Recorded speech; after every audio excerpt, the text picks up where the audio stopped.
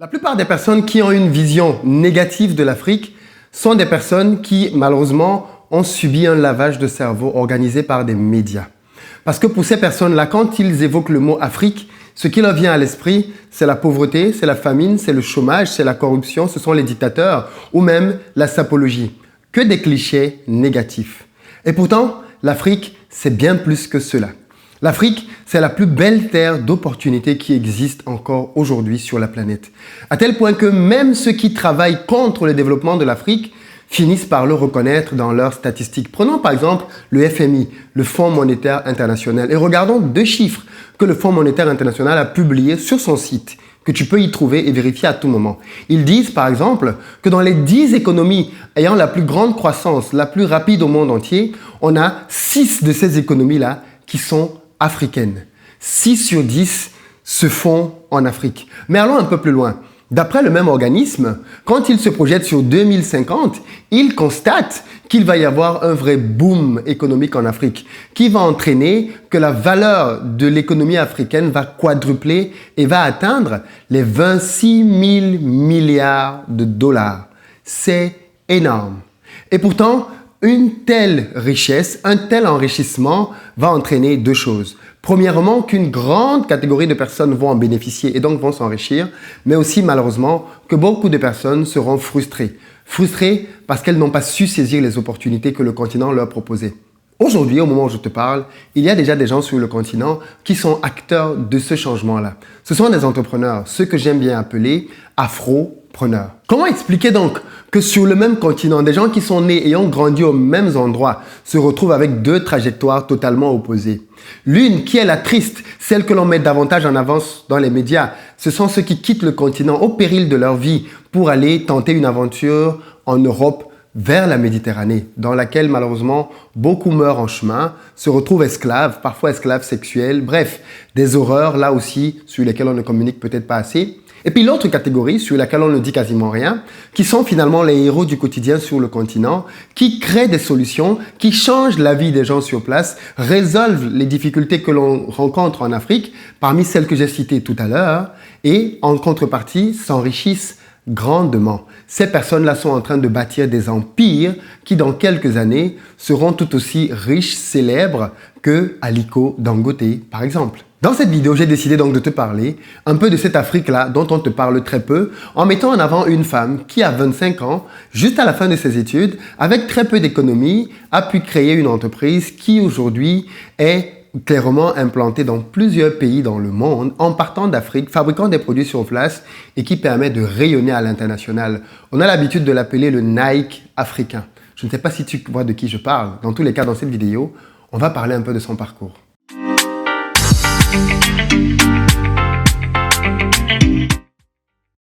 Salut à toi et bienvenue sur ma chaîne. Moi c'est Philippe Simo, ici je te parle d'entrepreneuriat et d'investissement parce que je suis convaincu que ce sont les deux piliers sur lesquels les Noirs doivent s'appuyer pour faire émerger leur continent.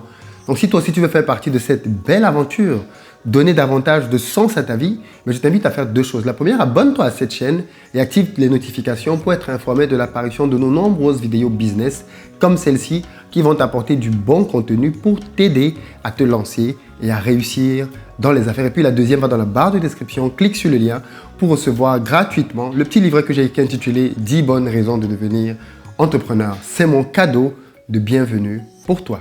Alors aujourd'hui, je voulais te parler de l'Afrique, de celle-là dont on te parle très peu, parce qu'en réalité, je me rends compte que beaucoup d'entre nous, notamment ceux de la communauté noire, ignorons grandement ce qui se passe sur le continent parce que malheureusement, nous sommes abreuvés de médias qui ne parlent que d'une facette de l'Afrique et clairement pas la plus radieuse. Parce qu'en réalité, cette facette médiocre de l'Afrique que l'on te montre ne permet pas que tu vois aussi en parallèle toutes ces personnes étrangères qui viennent massivement investir en Afrique. On ne te montre pas tous les Européens, tous les Américains, toutes les multinationales qui sont implantées sur le continent, qui se font de l'argent sur place.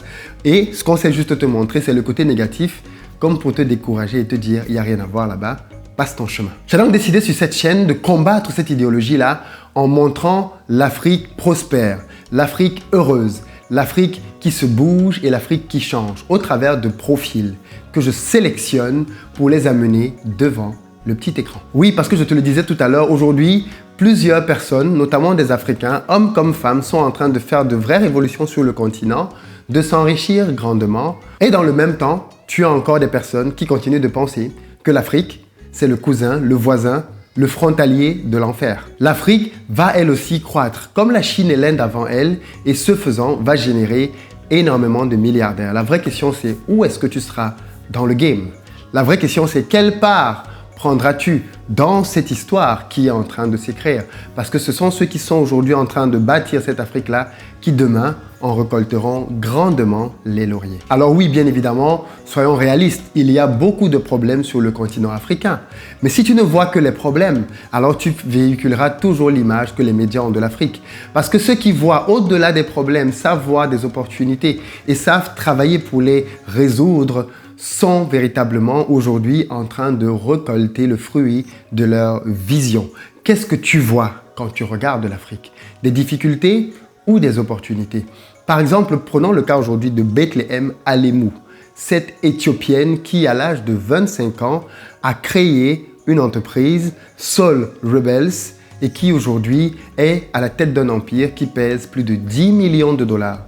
Tout est parti très simplement pour cette jeune dame qui a constaté simplement à la fin de ses études, alors qu'elle était encore au chômage, que des artisans de sa communauté qui étaient brillants, qui savaient fabriquer des chaussures de très bon standing, étaient des gens qui malheureusement, malgré cette compétence-là, n'avaient pas de travail, n'avaient pas d'argent, miséraient au quartier. Et bien évidemment, elle s'est dit, ce n'est pas possible que cette situation-là perdure. Alors elle a décidé de mobiliser sa famille et elle a collecté 10 000 dollars. Seulement 10 000 dollars. Oui, parce que c'est une somme que chacun d'entre nous peut collecter s'il sait comment s'y prendre. Et d'ailleurs, certains ici ont bien plus que 10 000 dollars dans leur compte en banque. Et bien dans cette vidéo, tu vas voir ce que l'on peut faire uniquement en partant de 10 000 dollars. Bethlehem se lance donc dans l'aventure de la chaussure. Pour réussir son projet, elle va simplement combiner 3 éléments et créer une chaussure révolutionnaire. Le premier élément, ce sont des tissus locaux organiques tissés à la main. Le deuxième, ce sont des matériaux recyclés, type des pneus de voiture qui vont lui servir de semelle pour ses chaussures. Et puis troisièmement, des uniformes. Et sur la base de ces 3 éléments, elle va créer des chaussures écologiques avec pour but de donner de la visibilité au savoir-faire artisanal des gens de sa communauté. Cette histoire m'a toujours interpellé parce que je me dis, ce qu'elle a constaté dans son pays est tellement vrai dans beaucoup d'autres pays en Afrique. L'artisanat africain meurt et pourtant, nous avons énormément de compétences sur le continent. Parce qu'elle a voulu redonner de la visibilité aux artisans de son village, alors son initiative a été connue et son entreprise a connu un boom. À tel point qu'elle est devenue la première marque de chaussures écologiques africaines ayant un tel impact à l'international. Aujourd'hui, elle a créé des centaines d'emplois en Éthiopie, mais pas que, dans le monde aussi. D'ailleurs, elle a une politique de rémunération très favorable parce que toutes les personnes qui travaillent avec elle touchent à minima 3 à 4 fois la valeur du SMIC dans son pays, ce qui est totalement l'opposé, le contraire, que des multinationales du type H&M et Calvin Klein sont venus faire en Éthiopie. Je ne sais pas si tu avais entendu parler de ce scandale-là, mais ces 2 multinationales-là payaient très mal leur personnel en Éthiopie. C'est aussi là l'une des grosses différences. Quand c'est une multinationale qui vient pour faire ses affaires et son business en Afrique, et quand c'est un enfant du pays qui bâtit son empire sur place. L'un, la multinationale, ne veut gagner que de l'argent, et peu importe bien évidemment si elle exploite ou surexploite les gens sur place. Et puis l'autre a envie de bâtir quelque chose qui va donner du sens à la communauté, et c'est souvent du business social. Aujourd'hui, Soul Rebel est une marque internationale, made in Ethiopia, qui vend dans plus de 50 pays dans le monde ses produits au travers de son site internet. Mais ce sont aussi des boutiques qui sont installées dans plusieurs pays comme les États-Unis, Taïwan, la Grèce, Singapour, l'Allemagne, l'Autriche et j'en passe. Tout ceci lui a permis d'être à la tête d'un empire qui pèse plus de 10 millions de dollars. Mais elle ne s'est pas arrêtée là. En 2014, elle a créé Republic of Leather, qui est une marque qui permet de pouvoir vendre des produits et accessoires en cuir de très haut standing. J'étais sur son site et aujourd'hui, elle commercialise des blousons en cuir à 375 $. 2 ans plus tard, en 2016, elle a créé Garden of Coffee, qui est une succursale qui vend du café éthiopien. Et là aussi, son objectif, c'est de pouvoir, dès 2022, avoir 100 boutiques uniquement en Chine. On parle d'elle comme étant, dans ce business-là, le futur Starbucks. Là aussi, ses produits sont disponibles sur son site à partir de 17 $. D'ailleurs, c'est quelqu'un qui a été reconnu à l'échelle internationale et elle a gagné pas mal de prix, à tel point qu'en 2011, le magazine Forbes l'a classée parmi les 100 femmes les plus influentes au monde. Mais en réalité, l'histoire de Bethlehem Alemu, c'est l'histoire de beaucoup d'entrepreneurs africains dont on ne parle juste pas assez et pourtant qui font des choses exceptionnelles sur le continent. Tu vois donc au travers de cette histoire que même avec très peu d'argent, de la volonté et en sachant voir ce qu'il y a sur place, on peut bâtir une entreprise qui va avoir un impact et un rayonnement non seulement national, mais aussi international. L'Afrique n'est donc pas maudite et n'est donc pas le continent qui ne fait que prendre chez les autres.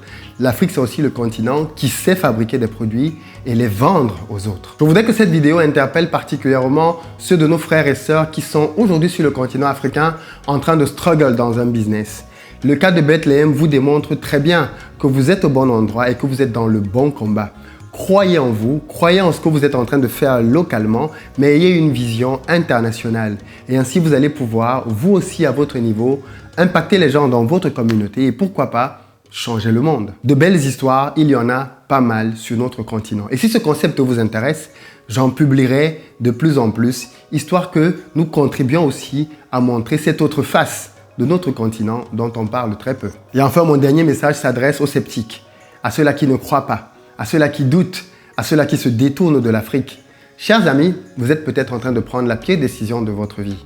L'Afrique, ce n'est pas juste le continent de l'avenir, c'est déjà aujourd'hui la plus grande terre d'opportunités possible. Oui, souvenez-vous de ce que j'ai dit en début de vidéo. Pendant que l'on nous rabâche tout ce qu'il y a de mauvais en Afrique, on parle très peu de tous ces Occidentaux qui viennent affluer pour faire du business sur le continent. Si c'était si désespérant que ça, que font des Américains, des Français, des Chinois, des Japonais, des Coréens et tous les autres en Afrique? Il y a donc sur place de la richesse, du potentiel. Mais c'est à toi et moi d'aller travailler pour créer de la valeur, changer les choses localement et avoir nous-mêmes notre propre rayonnement à l'international. Ne commettons pas la bêtise de laisser d'autres personnes venir développer le continent à notre place. Ça ne s'est jamais fait et ça ne se fera pas non plus chez nous. Le cas de H&M et Calvin Klein le démontre bien. Quand ce sont des étrangers qui viennent, c'est uniquement pour faire du business. Malheureusement pour certains, faire tout ce qui est nécessaire pour gagner le maximum d'argent, au détriment de toutes les règles possibles que quelqu'un de local prendrait en considération. On arrive au terme de cette vidéo et je veux savoir, toi, est-ce que ce type de concept te parle? Est-ce que l'histoire de cette dame t'inspire? Qu'est-ce que tu en apprends? Qu'est-ce que tu en retiens? Qu'est-ce que tu as envie de dire quand tu écoutes l'histoire de quelqu'un comme Bethlehem? Est-ce que ça te donne envie toi aussi de lancer ton projet, de continuer d'y croire, de te développer et d'aller pour certains explorer les opportunités que tu peux avoir sur place? Si tel est le cas, alors cette vidéo aura atteint son objectif. Je t'invite à la partager grandement autour de toi pour que nous contribuions ce faisant à vulgariser une autre image de notre continent.